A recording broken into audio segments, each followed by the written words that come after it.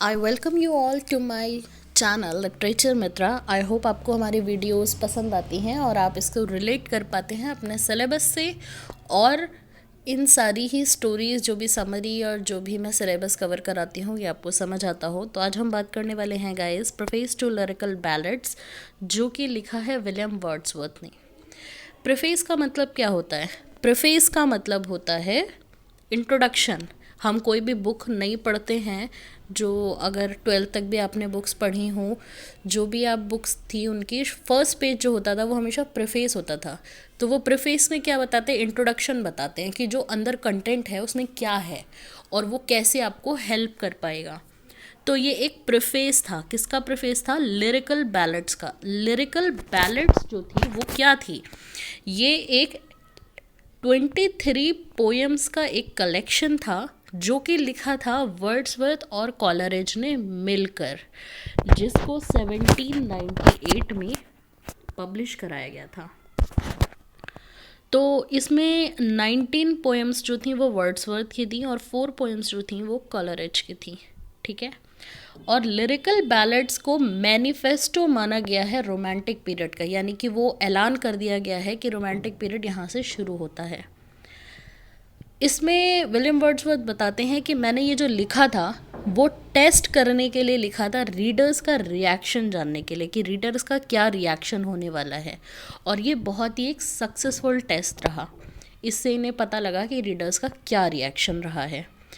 इन्होंने इसमें जो है वो बहुत ही देसी लैंग्वेज का यूज़ किया है, बहुत ही सिंपल और कॉमन लैंग्वेज का यूज़ किया है, क्योंकि ये कहते थे कि जो सिंपल और देसी लैंग्वेज होती है वो रीडर्स से कनेक्ट कर पाती है, हमको रीडर से कनेक्ट कर पाती है। हम जो कहना चाहते हैं वो रीडर्स जो हैं वो जान पाते हैं। अब ये कहते हैं कि भाई सपोज़ मैं आपको एक एग्जांपल देती हूँ, द वेस्टलैंड। तो ये जो वो थी टी.एस. एलियट की द वेस्टलैंड, उसमें आप एक भी लाइन पढ़ेंगे ना तो आपको समझ नहीं आएगा। वो आपको उसको डीप में जाना पड़ेगा और आपको कोई चाहिए उसे समझाने के लिए। अगर आप स्टूडेंट हैं और नई नई पोएम्स पढ़ रहे हैं, लिटरेचर में न्यू है, तो वो आपको नहीं समझ आएगा क्योंकि उसमें बहुत ही ज़्यादा टफ लैंग्वेज का यूज़ किया गया है। तो ऐसी लैंग्वेज का क्या मतलब है जब वो रीडर से कनेक्ट ही नहीं कर पा रही है? आप किस मोटिव से लिख रहे हैं वो पोएम, लोगों को जब समझ ही नहीं आ रही है तो क्या फ़ायदा ऐसी पोएम का? तो वो ये बात कहते थे। ये कहते थे कि मेरी जो लैंग्वेज है वो बहुत ही डिफरेंट है लेट न्यू क्लासिकल लैंग्वेज से, जो कि बहुत ही रूड और हार्श तरीके से लिखते थे, बहुत ही स्ट्रॉन्ग लिखा करते थे। तो उससे बहुत अलग है। और इन्होंने एक बहुत ही फेमस लाइन इसमें लिखी है कि poetry is the spontaneous overflow of the powerful feelings. ये कहते थे कि बहुत ही गहराई से सोच कर लिखो, ये नहीं कि आपके मन में जो आया वो लिख दिया। और ये भी नहीं कह रहे कि भाई इमोशनली लिखो। वो कहते थे कि जो भी आप लिख रहे हो बहुत ही ज़्यादा अच्छे से सोच कर लिखो, आप क्या कह रहे हो, और उसमें इतना आप डीप में जाओगे उतना ज़्यादा आप अच्छे से एक्सप्लेन कर पाओगे अपनी फीलिंग्स। वो कहते थे कि हमें सिर्फ फीलिंग्स को सबसे ज़्यादा प्रायोरिटी देनी चाहिए, ना कि एक्शंस को। और ये कहते थे कि थॉट पे ज़्यादा जोर दिया जाए। मैं ये नहीं कहता कि आप सिर्फ इमोशनल थॉट्स को ही लो या फिर आप बिल्कुल सैड वाली फीलिंग्स को ही दो, बट आप जो है अपने थॉट्स को इम्पोर्टेंस दो। ये बात कहते थे। और कॉमन लैंग्वेज का तो मैंने आपको बता ही दिया कि बहुत ही सिंपल कॉमन लैंग्वेज जो है वो यूज़ करते थे और कहते थे कि मैंने इसमें यूज़ करी हुई हैं और अप्लाई वो हो जाएं उनकी रियल लाइफ में, ये ज़रूरी है। क्रिटिक्स बहुत सारे कहते हैं कि भाई मीटर जो है वो यूज़ करी जानी चाहिए, मीटर जो है एक अच्छी पोएम में यूज़ होनी चाहिए। बट वर्ड्सवर्थ यहाँ पे कहते हैं कि थॉमस ग्रे ने तो मीटर कहीं कहीं यूज़ नहीं किया है और उन प्रोज और पोइट्री जो है वो अलग नहीं है बहुत ज़्यादा, क्योंकि अगर मीटर हटा देंगे तो प्रोज और पोइट्री एक तरह से सेम ही हो जाएगी। राइम और मीटर का ही तो यूज़ होता है ज़्यादातर। जो राइम और मीटर होती हैं वो फीलिंग्स को कंट्रोल करती हैं, ठीक है, फीलिंग्स को बढ़ाती भी हैं और कम भी करती हैं, तो ये काम होता है। शेक्सपियर जो था उसने बहुत सारी जगह जो है मीटर और उनका यूज़ किया था ताकि वो प्लेजर भी बढ़ा सकें। जो पेन उनकी ट्रेजेडी में हुआ करता था उस पेन से ज़्यादा वो प्लेजर प्रोवाइड कर सके, तो इसलिए वो बहुत ज़्यादा मीटर और राइम का यूज़ करते थे।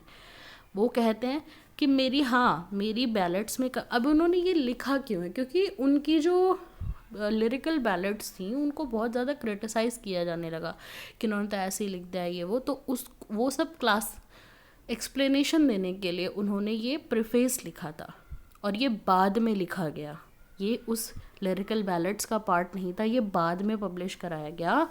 ये पब्लिश कराया गया था काफ़ी बाद में उसके। और जो ये कहते हैं कि मेरी बैलेट्स में कमी है, पर जो रीडर्स हैं उनमें भी तो कमी है।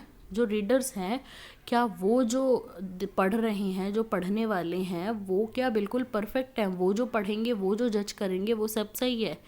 तो वो कह रहे हैं कि भाई मेरी एक तरह से वो ये भी कह रहे हैं कि एक्सप्लेनेशन भी दे रहे हैं और ये भी कह रहे हैं कि भाई जजमेंट जो है जल्दबाजी में मत करो। वो ये भी कहते हैं कि रीडर्स जो है मेरी इस पोएम्स के कलेक्शन को पढ़कर जल्दबाजी में जजमेंट ना करें, आराम से पढ़ें और आराम से करें। सटायर को भी मजाक में ना लिखें।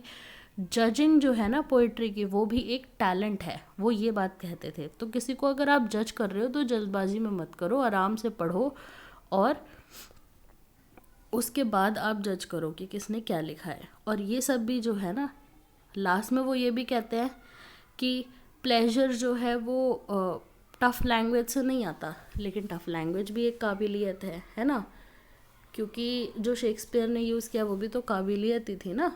तो टफ़ लैंग्वेज यूज़ करना भी एक अपने आप में काबिलियत है। लोग जो हैं वो टफ़ लैंग्वेज देख के ही इंसान की काबिलियत को समझते हैं। अगर किसी ने भाई बहुत सारे अच्छे अच्छे वर्ड्स यूज़ करे हुए हैं, राइम्स यूज़ करी हुई हैं, तो लोग समझते हैं कि भाई हाँ ये पढ़ा लिखा बंदा है और इसको जो है नॉलेज है लिटरेचर की और इसको सब कुछ आता है, तो लोग इम्प्रेस भी होते हैं। पर अगर इसी जगह कोई देसी सी कॉमन सी लैंग्वेज लिख देता है, ठीक है वो कनेक्ट होते हैं, बट उसको फिर वो उस पोइट को वो बहुत ज़्यादा पढ़ा लिखा या बहुत ज़्यादा काबिल नहीं मानते हैं, टैलेंटेड नहीं मानते हैं। तो एक ये भी पॉइंट था। आई होप आपको ये समझ आई हो। ये था उनका प्रीफेस, और इन्होंने बहुत बड़ा प्रीफेस लिखा था एस्से के फॉर्म में, और ये आपके लिए ज़रूरी था। नेक्स्ट वीडियो में मिलेंगे गाइस। आई होप आपको ये समझ आई हो। Thank you guys for watching this video. फिर like this video, hit the like button, keep sharing and do subscribe our channel. Thank you.